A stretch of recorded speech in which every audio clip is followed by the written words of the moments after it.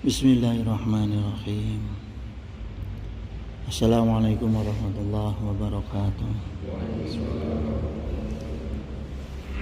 Alhamdulillah allazi fadala bani adam bi'ilmi wa amal.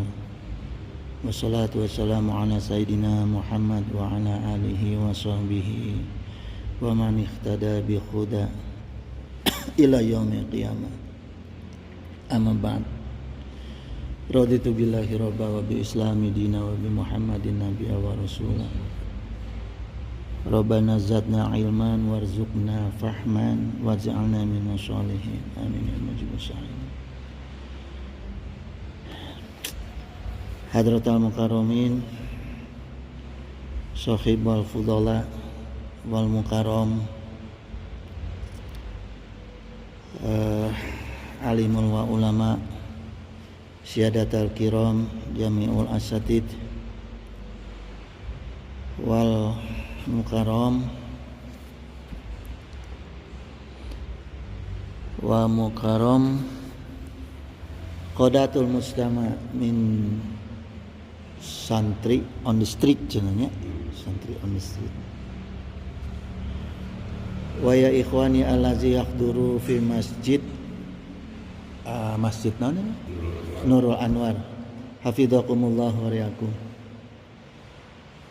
Ayuhal ikhwanal kiram,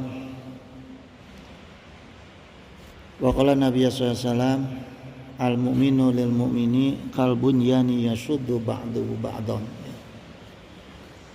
Alhamdulillah urang tiasa nyambungkeun silaturahmi ya.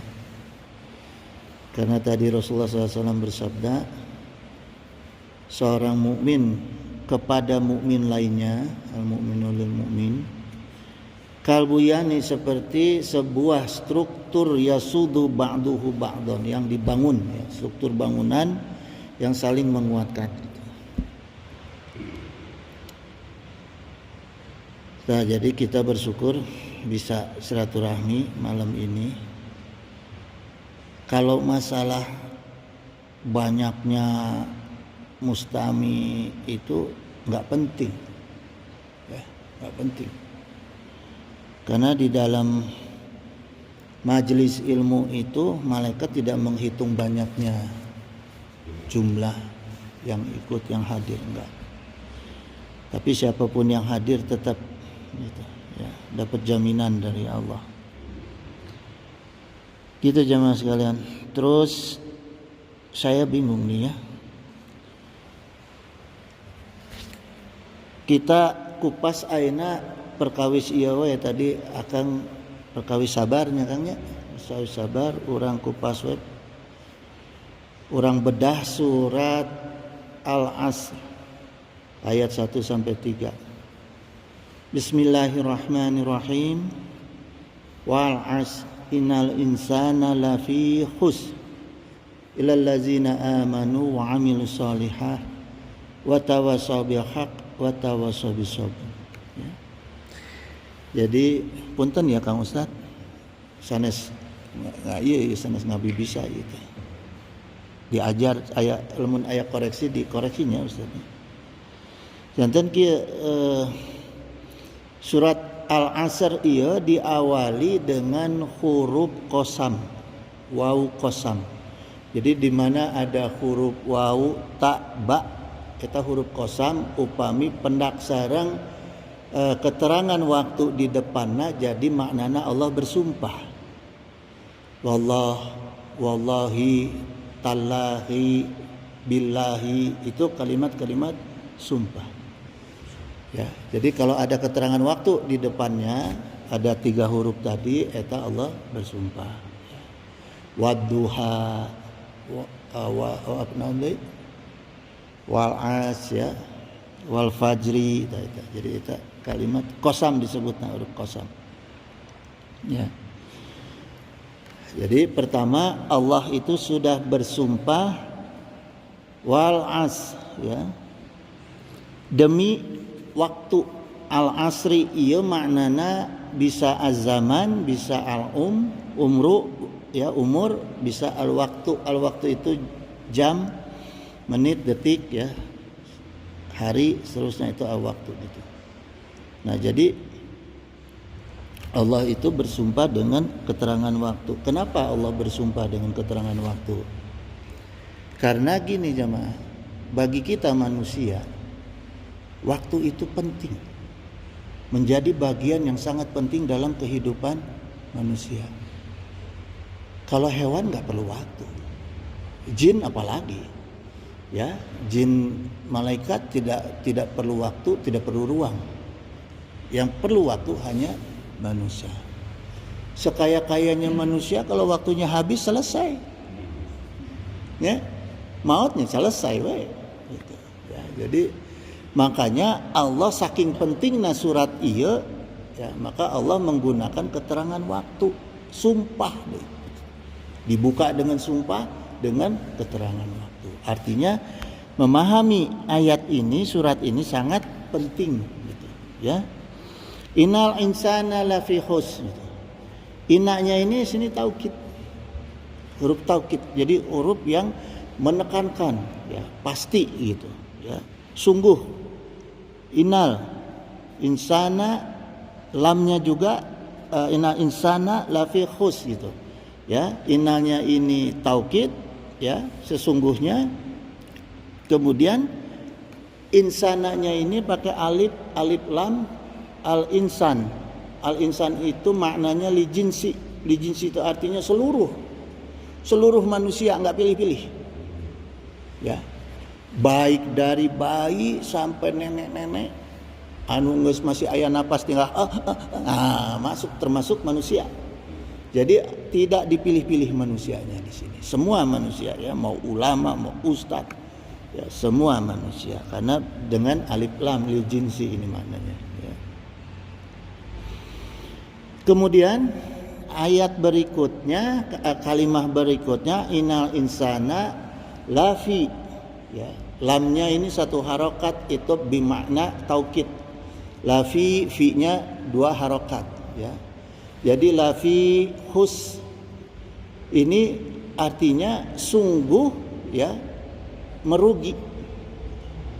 Sungguh merugi. Jadi bukan lam nafinya itu kalau dua harokat lam nafi, tidak, ya, tidak. Kalau ini lamnya satu harokat lahnya gitu, ditambah huruf fi di depan. Jadi sungguh merugi. Nah, jadi makna kalimat wal as innal insana lafi khus itu sungguh Allah bersumpah, ya, manusia itu pasti 3 kali pastinya, karena taukidnya 3 kali, pasti merugi. Nah, berarti tidak ada kesempatan untuk tidak merugi.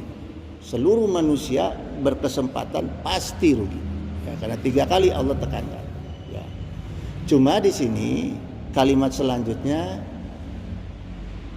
ilal lazina amanu wa amilus sholihah gitu. Jadi kecuali, nah ada kecualinya, walaupun dipastikan oleh Allah 3 kali orang pasti merugi, kecuali ilal lazina amanu, orang-orang yang beriman dan beramal soleh. Berimannya di sini kalau menurut Ibnu Abbas, di mana ada kata iman di dalam Al-Quran itu bersambung dengan ilmu.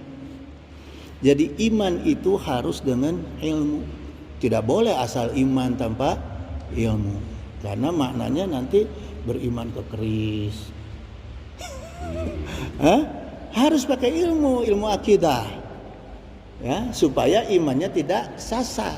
Gitu, ya, maka di mana ada kalimat iman di Al-Quran kudu berdampingan dengan ilmu, gitu, ya. Kemudian gini jemaah, ya.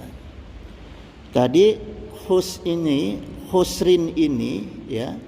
Ini kalau dalam bahasa Arab makna ruginya itu, bahasa Arab tuh rugi itu ada husrin, ada khosaro, ada khoba.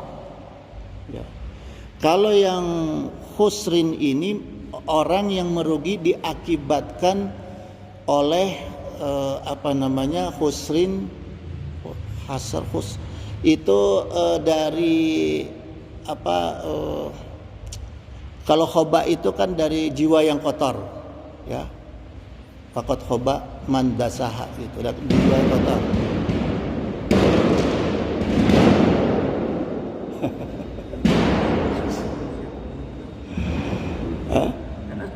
Ayo dikaya.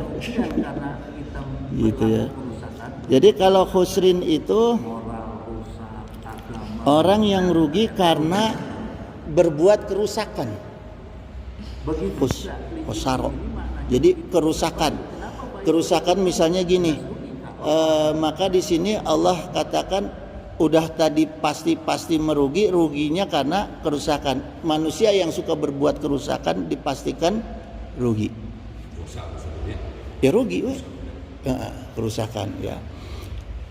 Seperti gini, orang yang kerugiannya itu dalam rugi dagang itu kan orang sudah rugi dagang, ya. Khosaro itu rugi dagang, beli 100 jual 90, itu rugi material, itu khosaro. Nah, jadi kalau khusrinnya itu rugi karena tadi ya kerusakan. Ibaratnya orang dagang sudah dagangannya rugi, barang-barang dagangannya rusak, kan mau bisa dijual lagi. Nah itu, maka Allah tekankan gunakan pakai khusrin ini, maksudnya supaya manusia itu benar-benar hati-hati. Karena kalau sudah mengalami kerugian karena kita berlaku kerusakan, berbuat kerusakan, moral rusak, agama rusak, eta rugina banget ya. Begitu juga lijinsi ini maknanya begitu juga bayi. Kenapa bayi kok ikut rugi? Jelas rugi kalau orang tuanya rusak. Maka bayi juga ikut kena. Coba bayi yang lahir dari orang tuanya yang rusak, rugi, jadi buang. Gitu ya. Gitu jemaah gitu. Jadi memang di sini dijelaskan dalam surat Al-Asr ini memang benar-benar harus kita benar-benar memperhatikan gitu ya. Wa qala Allah Ta'ala qul hal nunabi'ukum bi aksarina amala gitu. Katakan apa yang kami beritakan kepada, ini maksudnya kepada Rasulullah ini ya. Jadi Allah itu memerintahkan kepada Rasulullah supaya diberitahukan kepada orang-orang yang paling rugi perbuatannya ya. Allazina dola sa'yuhum fil hayati dunia gitu. Jadi orang-orang yang mensia-siakan ini ya, dola sa'yuhum ya, sa'yuhum ini yang mensia-siakan fil hayati dunia, dalam kehidupannya di alam dunia. Jadi perbuatannya itu selalu sia-sia. Ya, jadi orang yang merugi ini salah satunya Allah sampaikan dalam surat Al-Kahfi ya, ayat 104 itu orang-orang yang suka mensia-siakan perbuatannya selama kehidupan di dunia gitu. Ya, suka mubazir, yang suka memubazirkan kehidupannya di alam dunia, amalnya di alam dunia, itu pasti rugi gitu, ya. Wa hum yasabuna annahum yusinuna sun'an gitu. Sedangkan orang-orang yang biasa suka membuang-buang waktu ya, suka menyia-nyiakan waktu selama hidup di dunia, umurnya selama hidup di dunia itu, mereka itu menyangka mereka itu selalu berbuat baik, padahal enggak gitu ya. Jadi ditegaskan oleh Allah itu termasuk orang-orang yang tertipu gitu ya. Ilal ladzina amanu wa amilus solihah. Nah, kemudian kecuali orang-orang yang beriman ya, orang-orang yang beriman itu orang-orang yang tadi yang dibarengi dengan ilmu gitu, karena dengan ilmu itulah maka mendapat hidayah. Orang yang ilmu imannya tanpa ilmu, itu berarti ilmunya tanpa hidayah, hudan. Jadi orang yang beriman itu harus dengan ilmu. Wa qala Allah Ta'ala yarfa'illahu allazina amanu minkum wallazina utul ilma darajah gitu ya. Jadi Allah itu akan tinggikan orang-orang yang beriman di antara kita, di antara kamu, orang yang diberi ilmu. Jadi orang yang diberi ilmu dengan landasan keimanannya tadi, maka dinaikkan derajatnya ke Allah, ya. Ibaratnya mah gampang kieu. Aya orang ilmunya tinggi tapi dukun, moal dicium tangan moal. Ya. Ada orang biasa-biasa ilmunya tinggi kayak Kang Ustadz tuh pasti dicium tangan. Artinya derajatnya naik. Gitu. Maka kita harus mau menuntut ilmu dibarengi dengan iman. Maknanya gampang sekali. Yang penting matan dengan sanadnya nyampe sama Rasulullah sudah. Itu aja patokan ilmu kita. Gitu, ya. Patokannya gitu. Watawasau bihaq itu kalau dalam terjemahan Al-Quran ada yang mengatakan saling bernasihat. Padahal kata watawasau bihaq itu ausa yusa, ya. Ausa itu maknanya wasiat, ya. Watawasau bihaq itu dan saling berwasiat tentang yang hak, gitu, ya. Maka yuksi ausa yuksi itu artinya tadi apa, wasiat, ya. Allah tidak gunakan kata nasihat tapi gunakan kata wasiat karena wasiat lebih kuat daripada nasihat. Wasiat banyak syaratnya, nasihat itu banyak syaratnya, ya. Jadi seperti gini misalnya, ya, saya selaku bapak ke anak, Jang, enggalan sholat. Kalau sifatnya nasihat mah, sholat itu as-sholatu imanuddin faman aqama faqad aqamadin, segala macam nasihat bab sholat kita beri nasihat, belum tentu nurut. Tapi lamun geus rek paeh dah dipanggil anakna, yang dia sholat. Lamun teu sholat dicoret tina ahli waris, sholat pasti. Hah? Sholat. Itu karena apa? Karena memang kuat makna wasiat.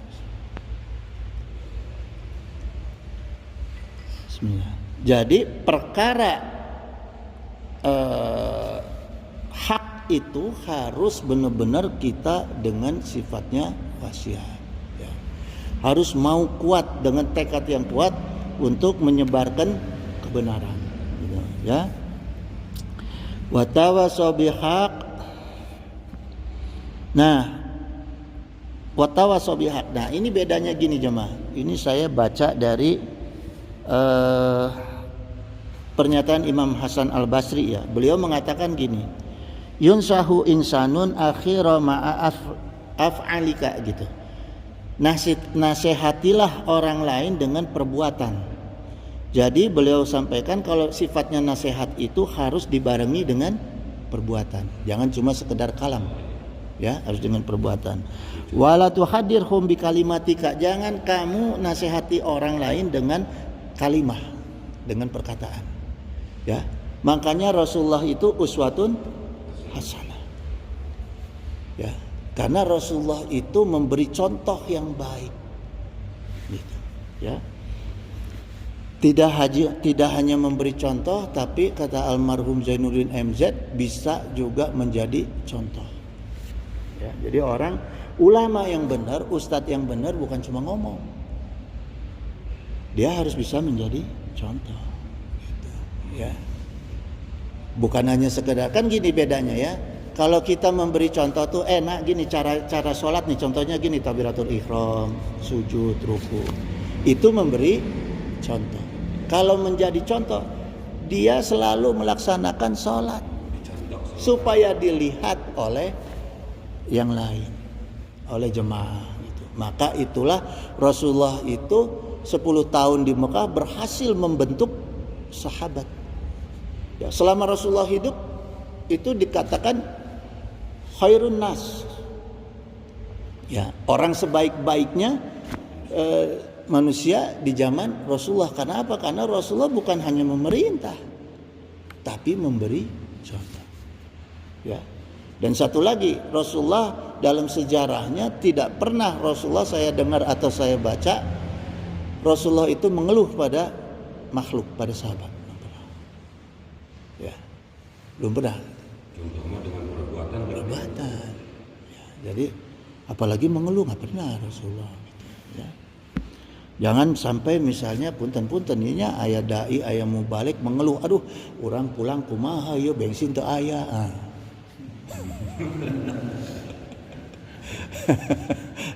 Ulah, ya. Kalau dakwah, kalau itu ya sudahlah. Karena itu Allah jamin. Ya, fala takhtaru bihi.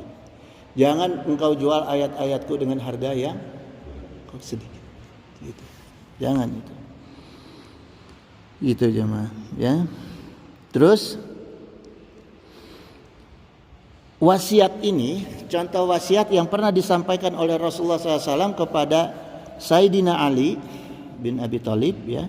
Karena akhiru kalamin Nabi sallallahu alaihi wasallam. Ini adalah kalam terakhir Kanjeng Nabi Muhammad sallallahu alaihi wasallam, artinya makna wasiat as-salati salatlah. Jadi wasiat terakhir Rasulullah itu salat. Ya, salatlah. Wa ma malikat aimanukum, dan takutlah kamu, ya. Aimanukum, takutlah kamu kepada apa yang Allah kuasakan kepada kamu. Allah yang kuasakan kepada kita apa? Umur kuasa Allah. Umur ini bukan punya kita. Kita diberi kuasa sama Allah untuk melaksanakan umur kita. Ya. Waalaikumsalam. Terus harta itu Allah berikan kuasa. Ya, istri, anak-anak itu Allah berikan kuasa.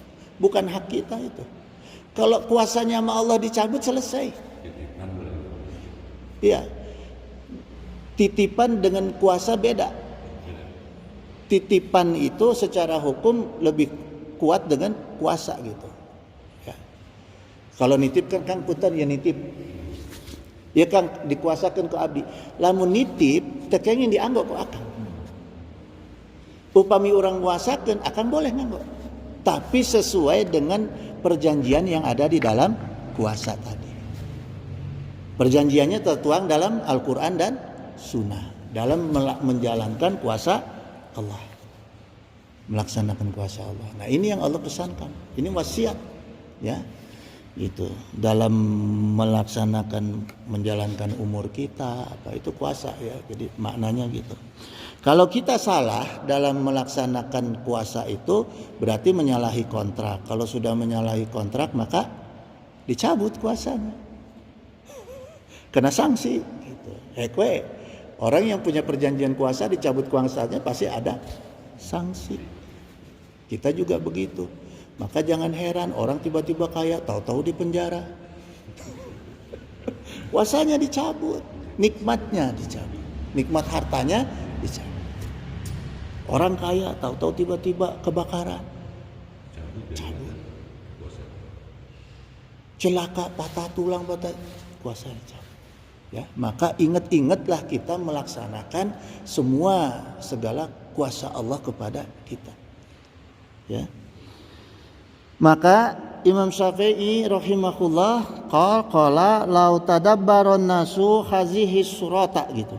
Seandainya setiap manusia ini merenungkan, ya, tadabbaron nasu hazihi surata, merenungkan hazihi surata, surah ini yang dimaksud adalah Al-Asr ini, ya, tentu Allah akan mencukupi mereka. Nah, jadi surat Al-Asr ini yang banyak dihafalkan oleh manusia harus dipahami.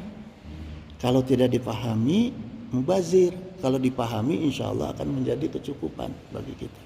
Gitu, ya. Karena begini jemaah sekalian. Dalam surat Al-Asr ini, kemudian ini saya mutolaah ya. Ini bermakna juga dalam rangka untuk menentukan qada wa qadar. Gitu. Karena di dalam bulan Ramadan itu ada Lailatul Qadar. Jadi kalau qadalnya dimatiin itu artinya direvisi. Qadar yang sudah ditulis dalam Lauh Mahfuz, dalnya dimatiin itu maknanya direvisi. Jadi setiap malam Lailatul Qadar itu adalah malam Allah merevisi tulisan qada wa qadar kita. Maka persiapkan diri dalam mendapatkan Lailatul Qadar. Ulah nungguan likur.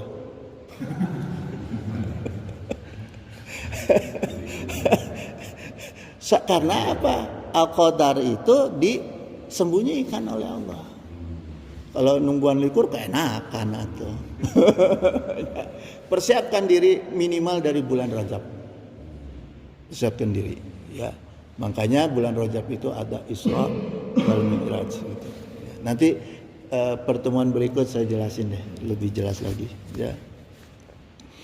Nah, ini mutolaahnya dari surat Al-Asr ini yang terkait dengan perbaikan qada wa qadar tadi.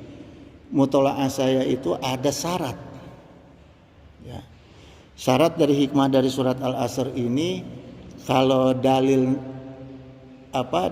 aklinya, dalil akalnya, logikanya, yaitu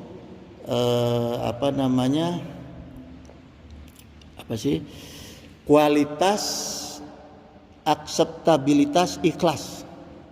Nah, jadi kalau kita mau merubah diri kita menjadi lebih baik, walaupun itu habluminallah dan habluminanas, rumusnya tadi 3. Kualitas, akseptabilitas, ikhlas. Pertama, tingkatkan terus kualitas diri kita. Makanya tadi jangan sampai rugi waktu. Jangan sampai rugi umur, karena kualitas itu harus kita tingkatkan. Kalau kualitas kita tingkatkan tapi kita nggak bisa diterima, akseptabilitas itu kan kediterima. Kalau kita nggak diterima oleh lingkungan, maka jadi mubazir kualitas kita. Baik, siapa yang mau memanfaatkan kualitas kita? Sementara khairun nas anfa'ukum. Jadi mubazir kalau kita tidak bisa memanfaatkan kualitas kita, ya. Supaya bisa bermanfaat kualitas kita, supaya bisa diterima oleh lingkungan, maka harus ikhlas. Ilmunya ikhlas adalah ilmu tasawuf, akhlak, ya, akhlak. Itu jemaah. Nah, macam-macam ini kita bagi 2 sekarang. Ada kualitas akseptabilitas ikhlas dalam kaidah habluminallah, ya. Nah, kaidah habluminallah kualitasnya itu misalnya bersyukur kepada Allah. Jadi untuk meningkatkan kualitas hubungan kita dengan Allah, rajin-rajinlah, dawamkanlah syukur. Harus mau bersyukur pada Allah, ya. Kemudian bahkan kalau nggak bersyukur kan diancam, inna azabillah sadid, ya, diancam. Wa qala Nabi sallallahu alaihi wasallam anta'budallahu ka'annaka tarahu, gitu. Beribadahlah kamu kepada Allah seakan-akan kamu melihat. Nah, kita juga dalam meningkatkan kualitas hubungan kita dengan Allah, tingkatkan nilai-nilai ibadah kita, bukan banyaknya, ya, tapi baiknya ibadah, gitu, ya. Itu. Jadi semakin kita baik beribadah kepada Allah, bahkan di sini disabdakan oleh Rasul anta'budallaha ka'annaka tarahu, gitu. Seakan-akan kita melihat Allah. Fa illam takun tarahu, kalau kita tidak melihat Allah, yakinkan pada diri kita, imani pada diri kita, faginahu yaraka, gitu. Sungguh Allah itu melihat kita, gitu, ya. Karena gini, jemaah, salat itu kan kaitannya dengan iman, ya. Salat kaitannya dengan iman. Iman ini Allah gambarkan dalam Al-Quran itu ada yang ditulis dengan bentuk kalimat fi'il, ada yang ditulis dalam bentuk kalimat isim. Kalimat fi'il itu kata kerja. Maknanya gini, kalau orang kerja tuh ada malesnya, ada semangatnya, ada horeamnanya, aya tunduhna, aya capekna, gitu. Maka kalimat fi'il itu amanunya enggak pakai alif lam. Amanu. Ya, itu fi'il. Maknanya di sini orang-orang yang beriman sama Allah itu juga naik turun imannya. Kadang orang beriman, wah, betul. Kadang turun imannya, gitu. Pasang surut iman, gitu. Allazina yu'minuna bil ghaibi wa yuqimuna shalah wa mimma razaqnahum yunfiqun. Ya. Jadi orang-orang yang beriman dalam perkara gaib, perkara sholah dan perkara infak itu digambarkan oleh Allah dalam bentuk kata kerja. Artinya orang yang melaksanakan amal 3 ini selalu turun naik imannya. Karena kalau sudah mengalami kerugian, Yang beriman pada Allah, yang sholat kan kadang getol, kadang males, kadang cepat-cepat ya. Tarawih itu seringnya cepat-cepat. Itu imannya turun. begitu juga legimsi ini maknanya begitu juga baik. Kenapa baik kok ikut rugi? Jelas rugi kalau Infak juga kumaha imannya kata kerja. Kalau lagi malas nggak mau infak. Ya, kalau lagi getol infak duit sebanyak-banyaknya diinfakkan. Kumaha iman. Ya. Jadi 3 perkara tadi ke Allah digambarkan menggunakan kata kerja. Gitu. Ya. Nah, ada perkara sholat yang khusus ke Allah digambarkan pakai kata benda. Qad aflahal. Pakai kata kerja. Qad aflahal mu'minun. Gitu. Alif lam. Al mu'minun. Kata benda. Ya. Jadi sungguh kata Allah ya, aflah ini, falah ini maknanya orang yang sukses, bahagia sekaligus. Jadi sifat untungnya itu udah sukses, bahagia sekaligus. Itu falah, aflah. Gitu. Ya. Ini orang-orang yang imannya sudah tetap. Ya. Ciri orang yang imannya sudah tetap itu seperti apa? Alazinahum fi sholatihim khosi'un. Orang-orang yang sholatnya sudah khusyuk. Kalau orang yang sholatnya sudah khusyuk, insya Allah itu imannya sudah tetap. Maka kalau kita biasa sholatnya khusyuk, insya Allah ku Allah diberi kebahagiaan, diberi keberuntungan. Ya. Biasakan kita sholat khusyuk. Ya. Kecuali kalau di stasiun atau di airport kedengeran kita dipanggil lagi sholat, boleh itu. Karena itu mudarat, darurat ya. Boleh kita percepat gitu. Yang tadi lagi khusyuk dengar panggilan. Nomor sekian udah harus berangkat, boleh tuh. Kalau nggak ketinggalan pesawat. Karena itu ada rukhsah. Boleh ya. Tapi kalau lagi sholat sendiri itu usahakan khusyuk. Sering-seringlah sholat sunnah sendiri gitu. Wabil khusus dina tahajud. Wabil khususnya tahajud ya. Karena gini jemaah, sifat sholat itu silatun waliqaun bainal abdi wa rabbih. Sifat sholat itu adalah silaturahmi dan perjumpaan antara hambanya dengan Allah. Gitu.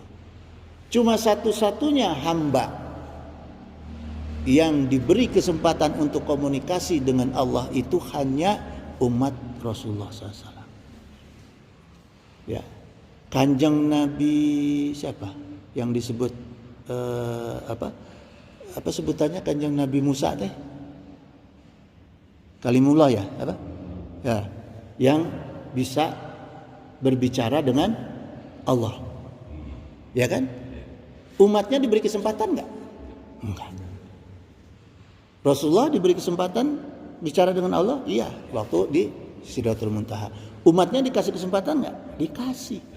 Dikasih. Caranya dengan sholat. Makanya kita untung jadi umatnya Rasulullah. Silatun waliqaun. Mana sholat ya? Untung umat lain enggak ada. Cuma kita manfaatkan benar-benar. Ya.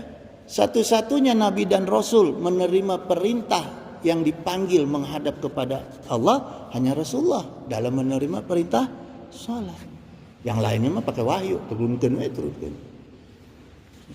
Ya, satu-satunya. Jadi banyak kelebihan di makna sholat. Ya, tapi sholatnya jangan senam. Aiu. Ya, jangan senam mintanya. Nah, gimana khusyuk kita di dalam sholat? Pertama, rukun sholatnya kudu cukup. Kedua, syarat wajib sholatnya kedah cukup. Syarat sah sholat kedah cukup. Ya, sunnah sayyah dalam sholat juga kedah cukup. Sunnah hayat itu. Ya. Faiza qadaitumus shalah gitu surat An-Nisa ya. Nah, kemudian di sini sholat itu asilah. Silah itu maknanya silaturahmi. Makna silaturahmi itu bukan saat kita ketemu. Saat berpisah pun kita harus selalu ingat dan mendoakan. Maka di sini Allah sampaikan fa iza qadaitumus shalah, apabila kamu telah selesai sholat, fazkurullah. Ya, ingatlah Allah qiyaman wa qu'udan wa 'ala junubikum. Ya, berdiri, duduk, berbaring gitu. Maknanya apa? Di luar sholat semua perkataan, semua laku lampah harus seperti sama di dalam sholat. Jangan sampai di dalam sholat kita kalam ilahi, di luar sholat gibah, fitnah dan lain-lain. Ya, sum'ah, jangan. Pertahankan kalimat suci yang ada di dalam sholat. Banyak zikir, banyak sholawat. Yang kedua, laku lampah, ya, tahiyat dalam sholat itu maknanya kita menegakkan akidah kepada Allah. Hari di luar sholat pakai tunjuk ulah, ya, langkah kaki, pokoknya semua apapun kita di dalam sholat pertahankan di luar sholat, jangan sampai keluar dari perkara-perkara yang ada hikmah makna yang ada di dalam sholat, ya, itu cuma karena sholah itu wasolayasilu silah gitu, ya. Kemudian akseptabilitas dalam habluminallah. Tadi kualitas, ya. Sekarang akseptabilitas. Bagaimana kita supaya meningkatkan keterimaan kita kepada Allah. Kita ibadah bagus, tapi kalau nggak diterima buat apa? Itu kan hak prerogatif Allah. Walaupun kita sholat sudah benar, merasa benar sesuai fikih tauhidnya, misalnya, ya. Akidah syariah, akhlaknya sudah benar di dalam sholat, kan hak Allah mau nerima apa enggak. Makanya kita harus mau membangun supaya Allah itu bisa menerima kita, gitu ya, supaya Allah bisa menerima kita. Pertama adalah al-mahabbatul ula. Kita harus mau membangun rasa cinta kita kepada Allah dan Rasul, ya. Kemudian muqsitin. Orang-orang kita harus mau berbuat adil, ya. Kadang-kadang sama anak suka nggak adil tuh. Anak pertama, anak kedua, anak bungsu sok nggak adil, suka kelepasan, ya.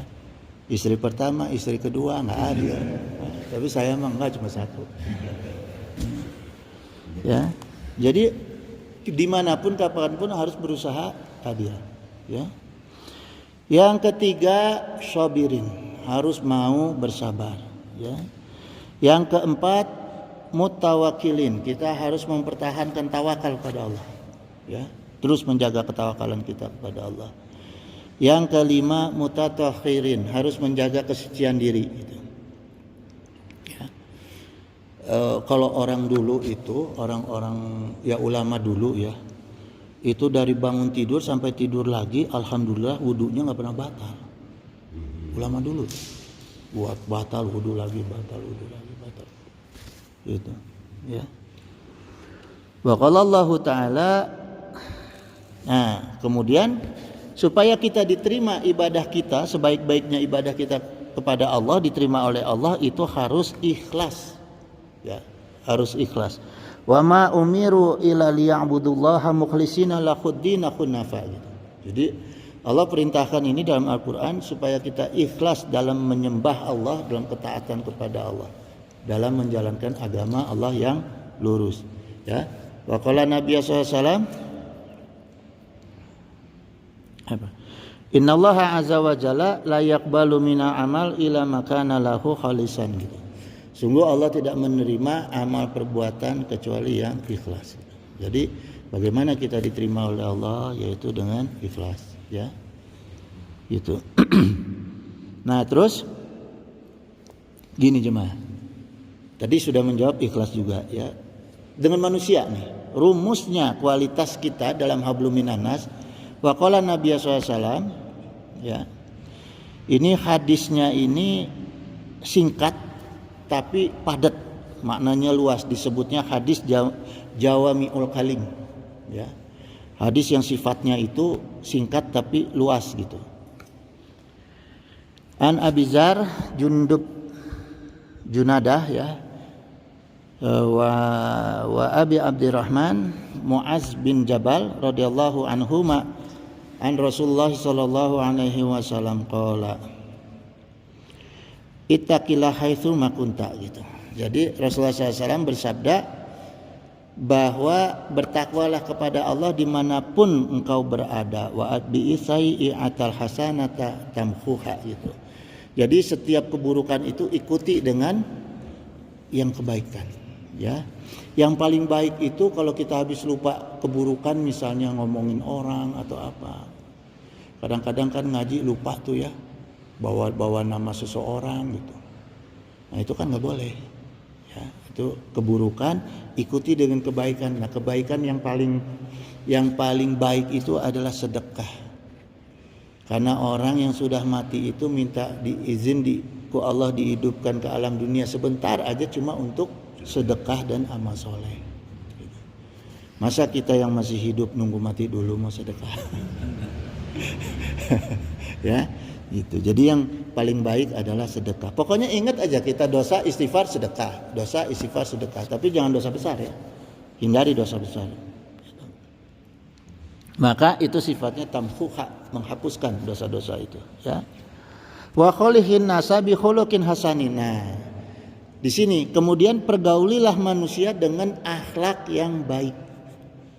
Jadi kita dalam bergaul dengan sesama kita hablum minanas harus dengan akhlak yang baik.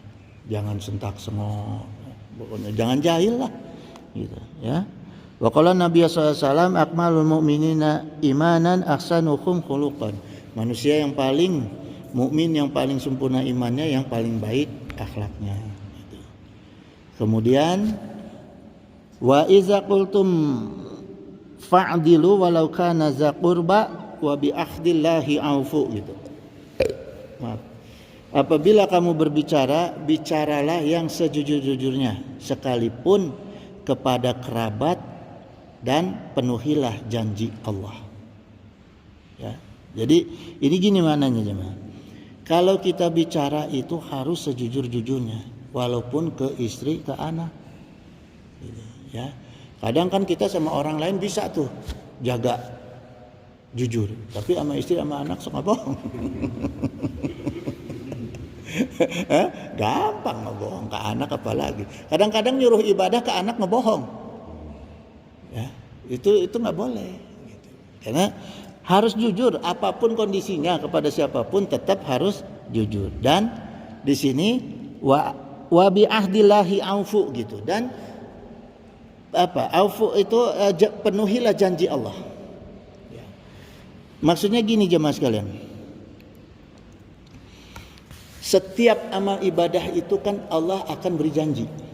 Salat ada janji Allah, puasa ada janji Allah, semua ibadah ada janji Allah. Ingatlah sama janji Allah sehingga kita mau beribadah. Ya, gitu jemaah. Hah? Nggak kontan. Nah, nanti kita buka rumusnya. Jangan sekarang, kemalaman. Ya, gitu.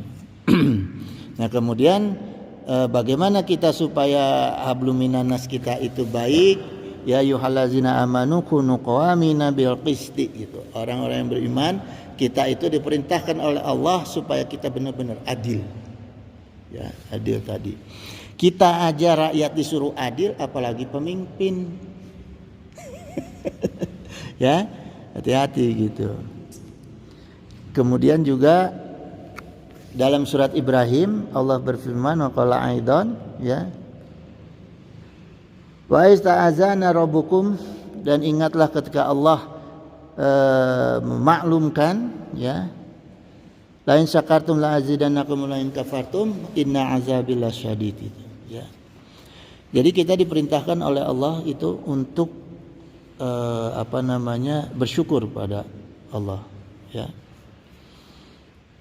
Kemudian gini jemaah sekalian, selain bersyukur sama Allah, kita juga diperintahkan untuk tidak susah untuk menyampaikan terima kasih kepada manusia gitu. Ya.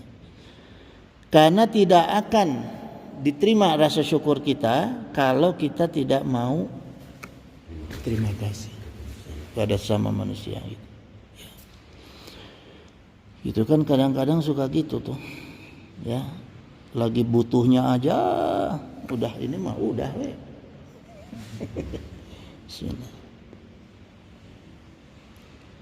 Gitu jemaah sekalian. Kemudian kita juga harus ikhlas ya. Ikhlas itu gini rumusnya. Rumusnya ikhlas itu gini jemaah. Ya, nah tadi. Ikhlas dalam hablum minan nas wa qala Allah taala Ali Imran ya ayat 134. Allazina yunfiquna fis syara'i wad dara'i gitu. Ya. Orang-orang yang menafkahkan harta baik di waktu lapang maupun sempit. Nah, itu biasakan tuh. Itu mau punya uang, mau enggak punya uang, biasakan aja gitu. Sedekah, infak, jariyah ya. Wal qaziminal ghaiza wal afina anin nas gitu. Orang-orang yang menahan amarah dan yang suka memaafkan kesalahan orang lain gitu. Ini menjadi juga orang-orang yang utama ini yang diharapkan akan memperbaiki hubungan hablum minan nas ya. Kalau orangnya sudah ikhlas, suka gampang sedekah, gampang infak, udah gitu nggak pernah suka marah, nggak cecorongosan, ya, terus gampang memaafin orang lain, maka orang suka sama dia, ya, orang cinta sama dia. Jangan homo, jangan laki-laki sama laki-laki. Awas kelewatan, ya, gitu. Kemudian walau khuluqin nasa bi khuluqin hasanin. Jemaah sekalian ya, pergaulilah manusia dengan akhlak yang mulia. Jadi gitu jemaah makna kajian kita mengenai surat Al-Asr ya, ayat 1 sampai 3 kalau dikupas panjang. Jadi ayat-ayat Al-Qur'an itu kalau kita mau memaknai khususnya dengan menggunakan alatnya ya, alatnya nahwu sharafnya insyaallah ketemu. Jangan dibiasakan punten-punten ya, jangan dibiasakan ngaji dari buku. Akhirnya itu pikiran orang lain. Kalau pikiran orang lain kita terpengaruh sama orang. Maka itulah di Islam itu banyak firqah. Karena banyaknya orang yang tidak memahami kaidah-kaidah Quran dan hadis. Ya. Kalau kita memahami Quran dan hadis dengan kaidah ilmunya, ilmu mantiknya, ilmu bahasanya, nahwu insyaallah. Gitu ya. Itu cek ulama. Bukan cek saya. Saya mah menang nyontek saya mah. Ya. Gitu jamaah, ada mau ditanya enggak? Enggak ada ya? Hah? Tanya. Hah? Oh, mangga. Tadi bahwa Nabi Muhammad diutus ke muka bumi ini adalah untuk merubah akhlak gitu. Akhlak di sini meliputi apa saja gitu. Akhlak itu bagian dari, jadi ilmu akhlak itu ada ilmu akhlak dalam ibadah, ada ilmu akhlak dalam muamalah, ya, macam-macam. Gitu. Jadi ibadah sholat ada akhlaknya, ada ketentuan akhlak di dalam sholat. Gitu. Ya, misalnya sunnah syai'ah itu bagian daripada akhlak, karena itu masuk sunnah. Kemudian misalnya takbiratul ihram itu juga akhlak gitu ya. Itu karena akhlak di dalam salat juga bisa merubah kaidah salat. Allahu akbar, akhlaknya berubah karena kalamnya berubah. Jadi Allah Maha Besar jadi Allah gendang. Ya, hati-hati itu.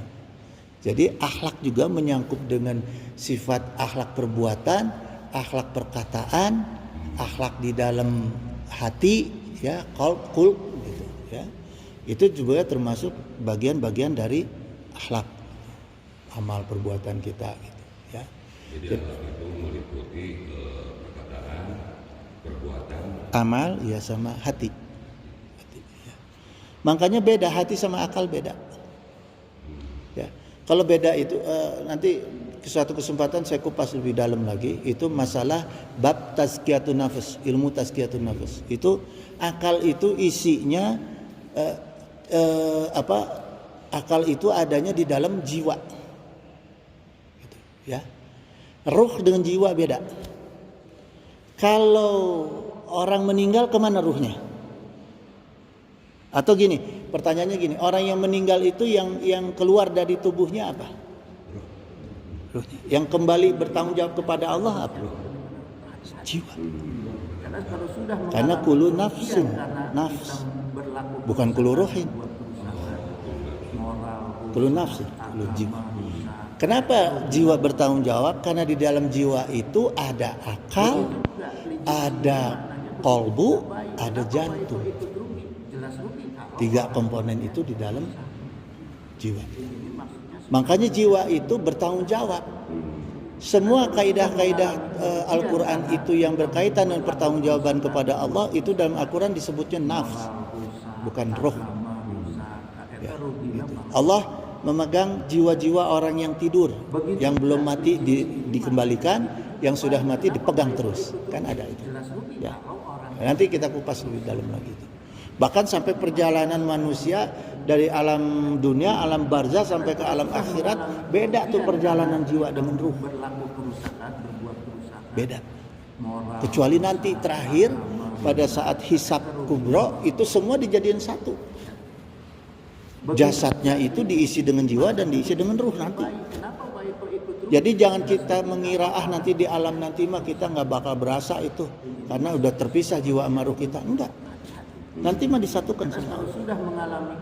Jadi kita di surga dan kita di neraka itu sudah dalam kondisi seperti sekarang. Jiwa ruh, ruhnya tidak, jiwanya bersatu. Jiwanya bersatu dengan jasad. Jadi kita merasakan. Karena jiwa kita dihisab sama Allah, jiwalah juga yang harus merasakan akibat dari perbuatan. Makanya dikembalikan ke dalam jasad jiwa. Karena kalau sudah mengalami kerugian Gitu. karena Jadi kita di neraka terasa itu. Yang paling gampang coba aja sundut pakai rokok lah. Gak usah nyobain api neraka, sombong bener ya kan. Pakai rokok aja sundut. Nah itu nanti di neraka tuh sundut, rokok jangan dilepas-lepas, tahan kita berapa lama. jadi utuh lagi seperti biasa gitu ya. Keterangannya jelas, dalilnya ada.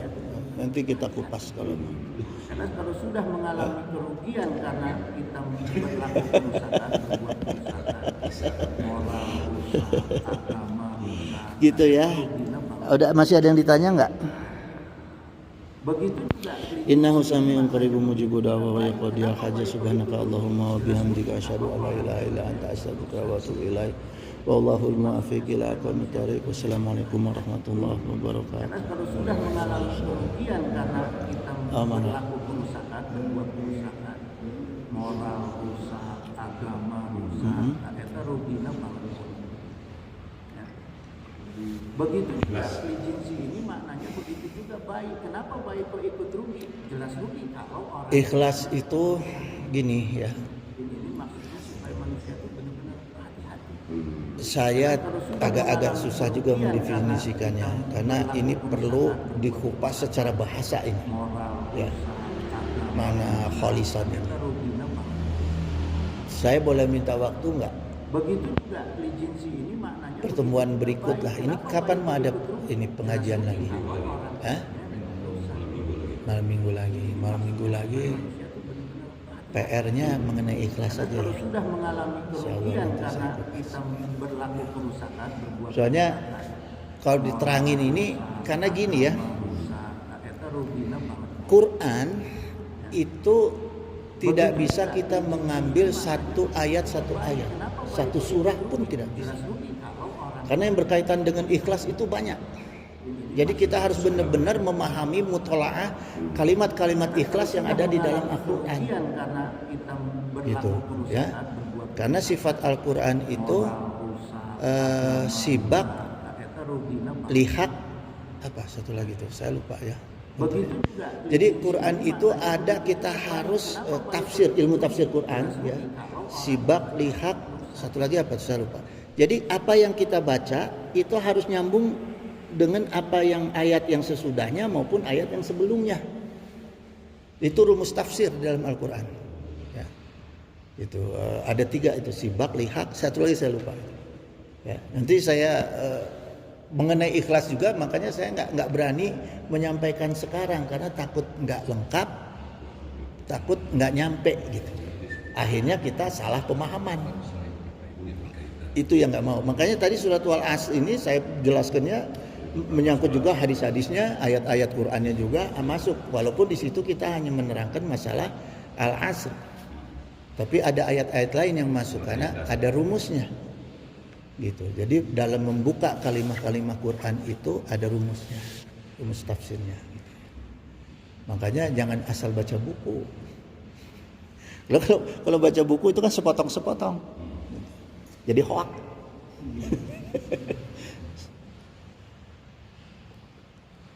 Oke, insya Allah minggu payungnya yang kaitan dengan ikhlas kita kupas lah. Ya, itu jemaah. Alhamdulillah. Terus jam 8 ya.